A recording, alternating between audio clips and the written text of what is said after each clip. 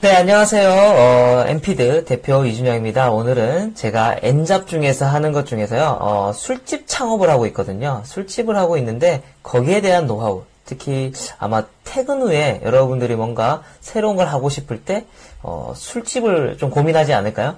많은 아이템들 중에서 뭐 치킨집, 카페, 술집이 있는데, 아무래도, 카페는 낮에 운영해야 되니까 힘들 거고, 또 치킨집도 일찍부터 시작해야 되는 단점이 있고, 아마 술집이 내가 퇴근 후에 N잡으로서 또 할 수 있는 그런 아이템이지 않을까 싶어서 제가 이 사업을 지금 하고 있는데요. 자세한 거는 지금부터 알려드리도록 하겠습니다. 왜 술집을 제가 창업을 했냐면요. 일단 여러분, 2잡, 3잡, 4잡 이런 것 같은 경우에는요, 시간 분배가 핵심이죠. 그리고 보험이 핵심입니다. 여기서 말하는 시간 분배는요, 낮에는 회사에서 일을 하고, 저녁에는 내가 나만의 시간을 가져서 그걸 투자를 해서 술집이라는 창업을 하는 것처럼 이렇게 시간을 적절하게 분배할 수 있어야 된다는 거죠. 그리고 여기서 말하는 보험은요. 저는 창업을 할 때 이렇게 많이 하는데요. 내가 A라는 걸 하고 있을 때 B라는 걸 새로운 걸 하고 싶다. 그랬을 때 이 A를 포기하고 B로 넘어가는 것이 아니라 A를 하면서도 그리고 B를 조금씩 준비를 해나가는 겁니다. 그리고 이것이 가능성이 있을 때는요. B에다가 에너지를 A에다 쏟았던 만큼 같이 동시에 에너지를 팍 쏟아버리는 거죠.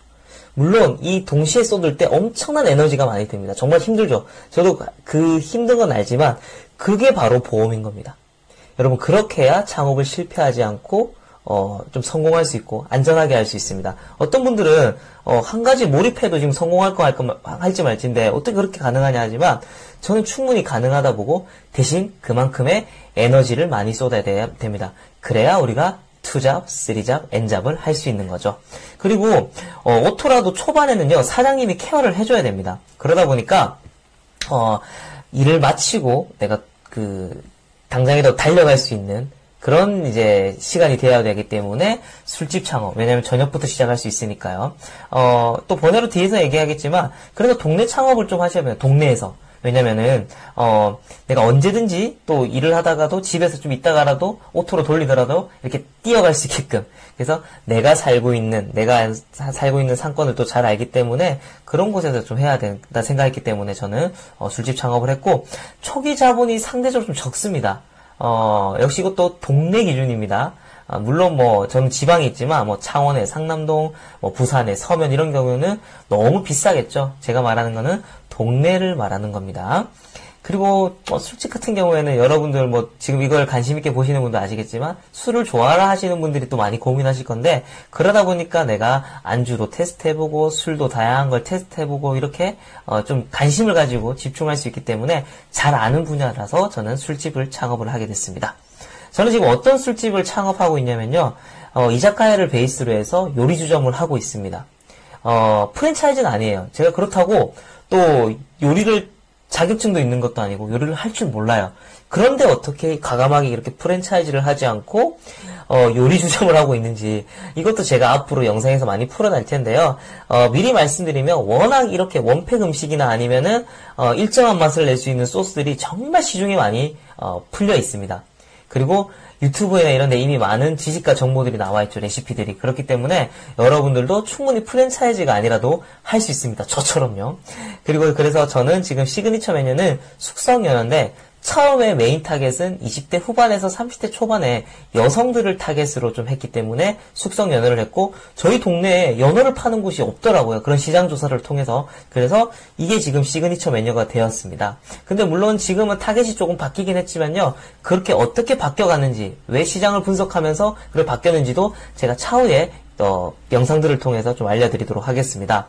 그럼 프랜차이즈가 아닌데 대표님 잘 운영되나요? 이렇게 물어보실 것 같은데요. 제가 네이버에다가 대방동 술집, 물론 창원입니다. 창원 대방동 술집이라고 검색을 하면 보시면 알겠지만 다양한 프랜차이즈들이 이렇게 있습니다. 그렇지만 특히 역전 할머니도 있죠. 근데 저희 제가 하는 가게가 당당히 제일 상위에 노출되어 있습니다.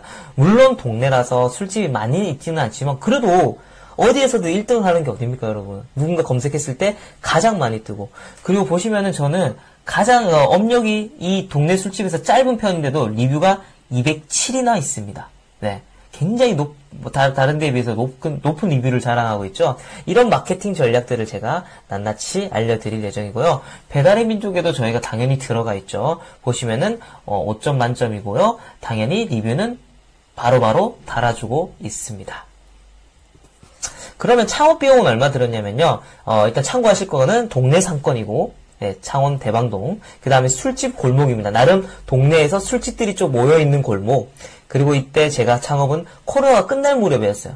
이제 사람들이 막 지쳐가가지고 소상공인들이 힘들어할 때. 그때고, 실평수는 한 30평 정도입니다. 테이블은, 기본적으로 12개의 테이블이 들어가지만, 닷지라고 하죠. 그걸 열면 총 15개의 테이블이 들어갈 수 있습니다. 보증금은요, 8천만 원이었습니다. 사실 좀 비싼 편이에요. 근데 당연히 월세가 상대적으로 좀 다른 데에 비해서 좀 저렴한 편입니다. 그리고 술집 골목이란 거 생각했으면은, 나쁘진 않았고, 제가 또, 기본 여유 자금이 그 정도 좀 있었습니다. 그래서,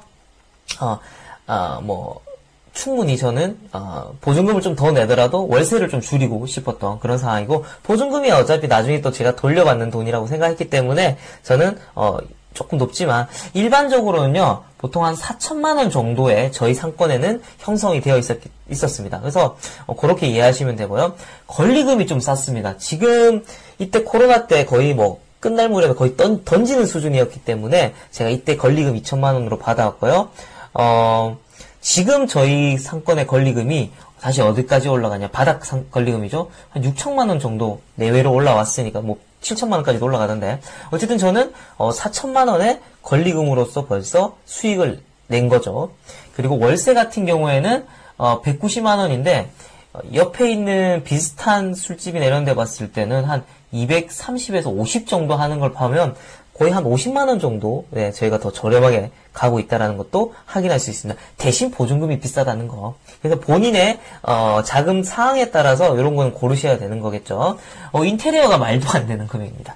사실 사람들이 놀랄 수도 있는데요. 이게 인테리어뿐만 아니라 중개비용, 그러니까 부동산 중개비용, 그 다음에 청소 업체 부르고 막 집기루 이런 거 다 해서 제가 2천만 원으로 했습니다. 2천만 원 사실 좀 안 들었는데요. 어쨌든 이 정도 금액으로 시작했어요. 그래서 초기에 제가 1억 2천만 원으로 시작했지만 8천만 원은 보증금이다. 이건 내가 나중에 돌려받을 수 있는 돈이라고 생각하고, 그리고 인테리어 2천만 원 들었죠. 그 다음에 권리금 2천만 원 들었지만 사실은 제가 나중에 뭘 할 수 있죠? 6천만 원 정도의 뭘 할 수 있죠? 권리금을 받을 수 있기 때문에 사실 벌써 저는 2천만 원의 베이스를 깔고 이익을 깔고 앞으로 계속 수익을 내고 있는 시점입니다. 그래서 어떻게 이렇게 할 수 있는지 이런 것도 제가 영상에서 많이 풀어보도록 하겠습니다. 그래서 한 달 매출은요, 평균적으로 보니까 계절마다 다른데 어떨 때는 3천만 원, 200만, 3,200, 3,300, 어쩔 때는 2,700, 평균적으로 한 3천만 원 정도 되더라고요. 그래서 순수익은 100% 오토로 돌렸을 때 제가 300만 원을 가져갈 수 있더라고요. 300만 원 내외입니다. 네. 그리고 직접 운영을 한다고 했을 때 제가 한 700에서 800만 원까지는 가져갈 수 있겠더라고요. 물론 제가 직접 운영은 하지 않고 있습니다. 저는 아시다시피 N잡이기 때문에 낮에 하는 일들에서 더욱 많은 수익을 지금 내고 있기 때문에 직접 운영하기보다는 이렇게 하나의 파이프라인을 만들어서 오토로 지금 만들어가고 있고요. 이 직접 운영 시에도 진짜 저는요, 부가세도 빼고 카드 수수료도 나갈 거 미리 다 빼놓습니다. 그런 거 다 제하고 진짜 가져가는 돈이라고 보시면 될 것 같습니다. 굉장히 이렇게 어떻게 보면 월 매출이 막 높은 편은 아닙니다.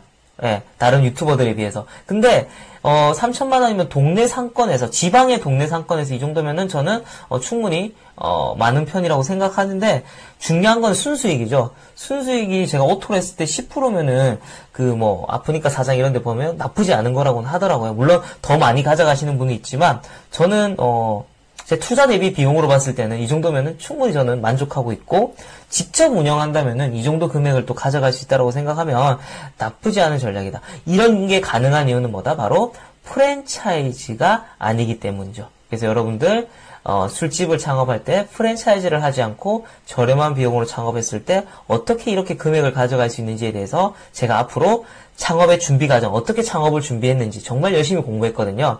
그리고 동네 마케팅은 또 다릅니다.